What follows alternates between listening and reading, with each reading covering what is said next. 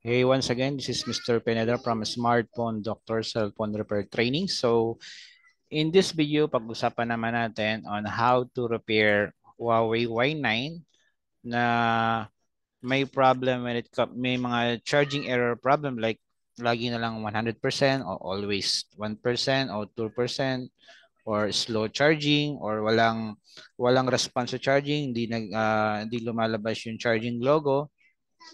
So yun yung mga karaniwang problem when it comes to this kind of problem, yung mga charging problem sa ating Huawei Y9. So iba't iba yung pamamaraan ng pag-repair, no? Meron tayong syempre before you go to the board repair or motherboard repair, kailangan mo munang gawin yung mga preliminary repair or basic repair para ma-solve mo yung ganitong problem. And then, but in this video, pag-usapan natin, what if nagawa mo na lahat ng basic repair at ayaw pa rin mag-charge, then you will have to go to repair, yung tinatawag natin na motherboard repair or board repair.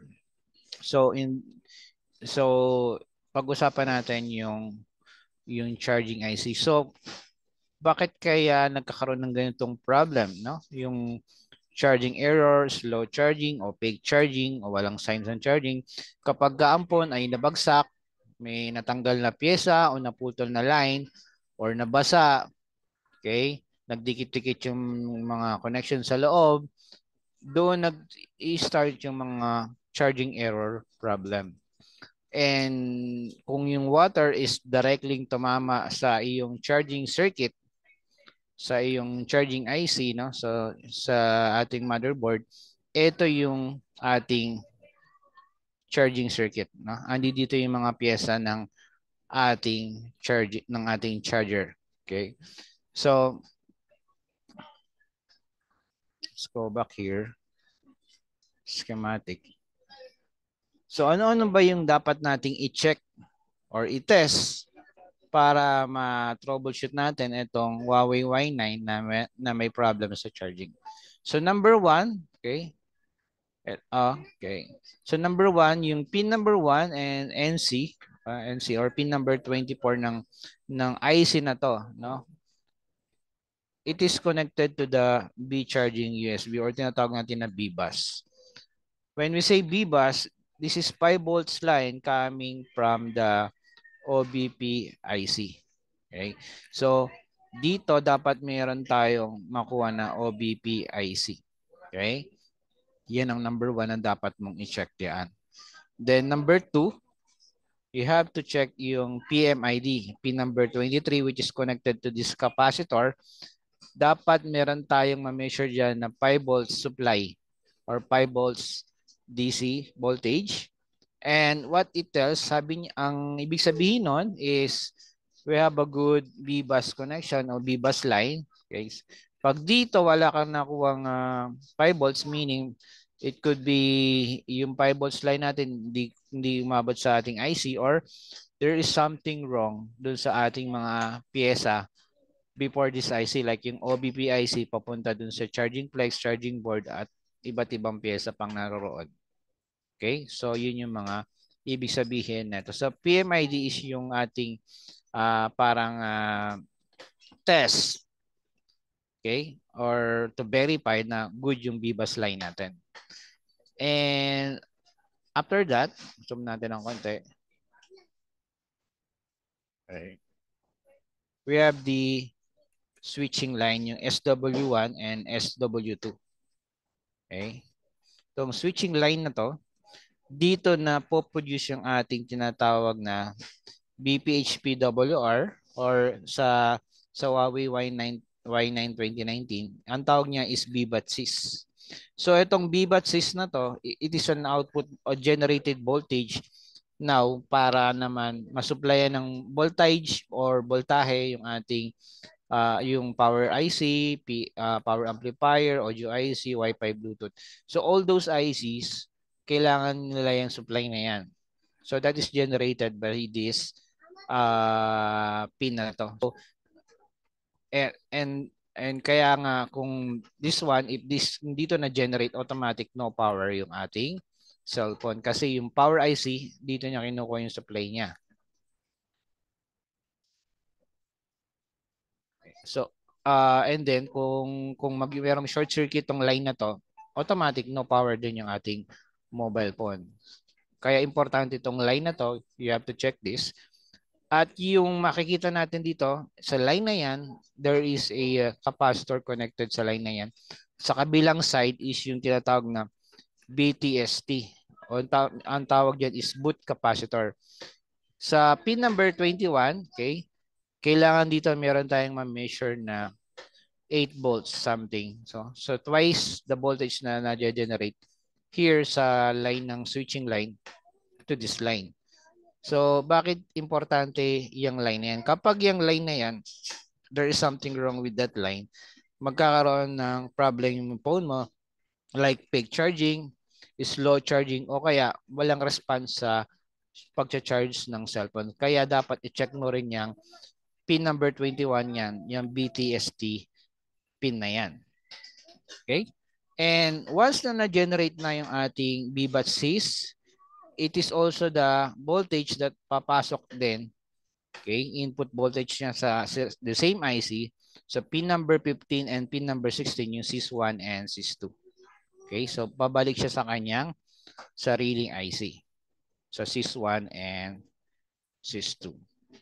Okay? Now, kapag yun, yun na yung bumalik sa kanya, ngayon, i-check din natin yung, ang next step na dapat natin i-check is pin number 6 and pin number 5.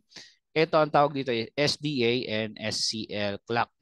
Serial data clock and serial data and serial clock. So, ibig sabihin, ano ibig sabihin ng SDA and SCL? This is a isang kind of communication protocol, the charging IC and the processor. So, dito sa line na to, na monitor. So this is connected to the processor sa CPU. Okay? Ano ma-measure mo rito? Maka-measure ka dito ng 1.8 volts because meron ditong pull-up resistor coming from the power IC. Okay? So ito yun. Meron tayong 1.8 volts coming from the power IC. So tong line na to, it is connected to the U300, no? So ito sa GPIO sa ating CPU. So ito ay minomonitor, okay? Itong line na yan ay chine-check ng processor natin, ng CPU natin. Okay? So may iba pang circuit, so hindi natin pag-usapan muna ngayon yan. So chine-check niya if there is something wrong with the charging IC to the charging circuit. Nalalaman niya kung goods ba yung IC or bads ba yung circuitry. Dito yon. Yan sila nag-uusap, yung dalawang line na yan. So yun ang importansya. Now, kung may problem tayo sa line na yan, no? Ano yung magiging problem mo? Like yung auto charging, no? Bigla na lang wala kang nilalagay na charger, nagcha-charge siya ng mag-isa. Or naglagay ka ng charger pero hindi nadadagdagan yung iyong percentage ng battery mo. That is peak charging. Or kina-charge mo siya, hindi naman gumagalaw yung percentage like always 100% o lagi na lang 1% o lagi 2%. Walang pagbabago dun sa percentage nung lumalabas dun sa screen mo. So yun yung mga maaaring ma-encounter mo if there is a problem sa line ng serial data clock and serial data. Now, ano pa yung dapat nating i-check? Yung dapat nating i-check itong pin number 9. No? Itong pin number 9, ang tawag dito is charging enabled. So as you can see here, ito ay connected sa GPIO or sa ating processor. Meaning, once na ma-collect na ng processor yung lahat ng information about the charging IC at nakita niya all goods naman yung circuitry, okay, i-enable niya ngayon yung ating charging IC para mag-charge na siya. Okay? And then mag-work siya. Okay? So para i-produce tong ating BAT1 dito sa pin number 13 and pin number 14, kakaroon na tayo ng battery. So if there is something wrong, di-disable niya agad yung charging IC. Hindi mag-work yung charging IC. Okay? Because na using this line na monitor ng ating processor itong charging circuitry na to. So that is the time na magkakaroon na tayo ng voltage or voltahe papunta sa ating battery terminal para naman mag-charge yung ating battery.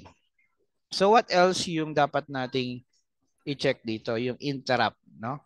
Para sa naman tong interrupt? Okay? Pin number 7. So there is an output signal naman dito going papunta naman yan sa ating ayan, ang GPIO papunta sa processor. So ano ang nangyayari dito? Halimbawa,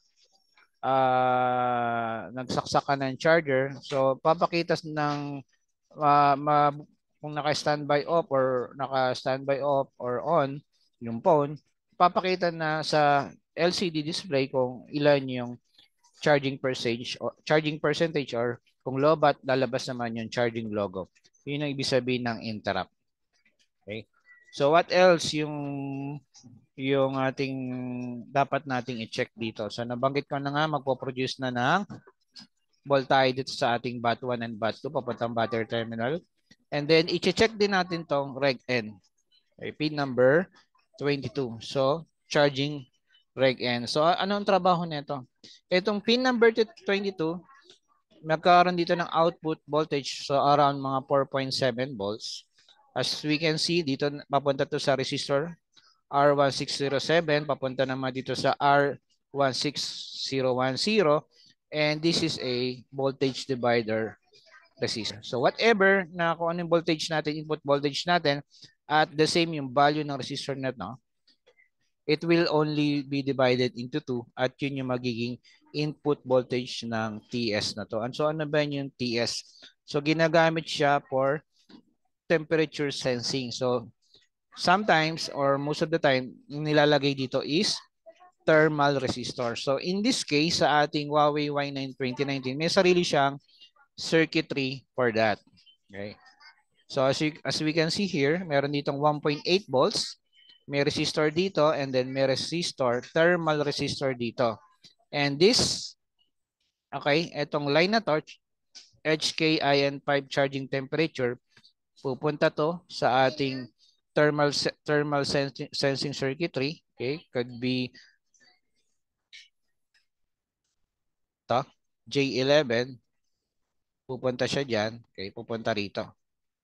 Okay. So, anong IC to? Ito yung ating power IC. Okay, power IC natin to.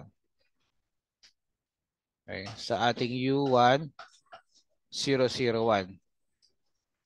Okay, pupunta siya diyan. So from here, madedetect kung merong something or nagiinit yung ating charging circuit natin. Okay? At kung mapapansin natin sa ating layout, itong RT1601, it is located near the charging IC. Ito yung ating charging IC U1601. Ito yung RT1601, yung ating thermal resistor. So kapag dito sa area nito merong nag-overheat, nag-iinit, of course, ang trabaho ng thermal resistor is mag-change siya ng value. And from there, ma-detect na ngayon ng ating thermal sensing circuit na merong overheating at magkakaroon na ng charging error or thermal temperature error sa ating cellphone motherboard, and it will stop the charging ng ating mobile phone. So, what else? Hindi pa natin nabanggit. So, dito sa IC na to, kailangan din nating i-check yung ating ano pa yung nandito? Etong P-cell. So, etong P-cell, it is a way to activate yung ating fast charging ng ating IC na to. Kung ang phone is may fast charging, so ibang phone, kaya niyang mag-fast charge up to 2.4 ampere. Dito niya ini-enable to, nagsasend ng voltage dito para ma-enable yung fast charging. So, ibig sabihin ng sync ground, okay, yung iba ground. So, yung Q-on, dito, ginamit dito. So, sa ibang phone, ginagamit siya as a way, no, para din siyang interrupt. Okay? So, dito, hindi siya ginamit. So, hindi na natin pag-usapan yan. And then, yung stat and power good, hindi rin siya ginamit dito. And pin 1718 is charging ground. So, ground din siya. So, yun. Yun yung mga dapat nating i-check, i-test when it comes to testing or troubleshooting the charging circuit o yung ating charging IC. So, how much you can make or you can earn when it comes to this kind of board repair, so motherboard repair. So, kung let's say may mga putol na lines, like halimbawa putol lang line ng BBUS, pwede ka mag-run ng wire from your OBP IC papunta rito, or busted yung OBP IC, I mean putol din yung line niya, disabled, you can run a wire from mula dun sa input ng OBP IC papunta rito, pwede kang makasingil ng 800 pataas. Or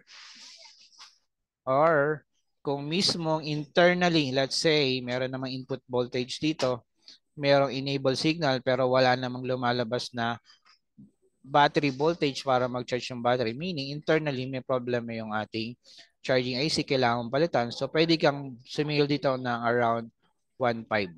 Okay? Kasama ni IC. Siyempre, may puhunan din tayo sa IC.